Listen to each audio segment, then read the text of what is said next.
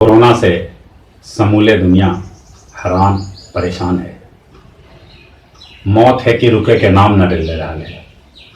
अब ले एकर न दवाई निकलल है न कोनो टीका।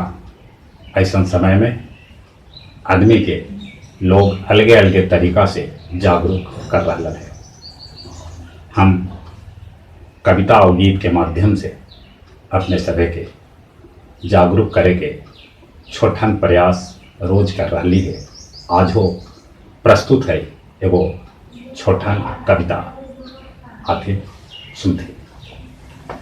महाकाल बन वैश्विक महामारी कोरोना आया है।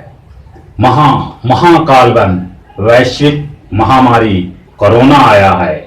पूरी दुनिया पर संकट का बादल मंडराया है। पूरी दुनिया पर संकट का बादल मंडराया है। महाकाल बन वैश्विक महामारी कोरोना आया है। हर रोज लील रही है हजारों जाने। हर रोज लील रही हैं हजारों जाने। लॉकडाउन सोशल डिस्टेंस है असली दवाई, कोई माने न माने।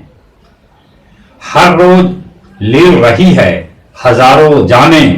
लॉकडाउन सोशल डिस्टेंस है असली दवाई, कोई माने न माने।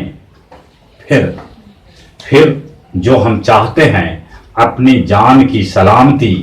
फिर जो हम चाहते हैं अपनी जान की सलामती, घर में रहें।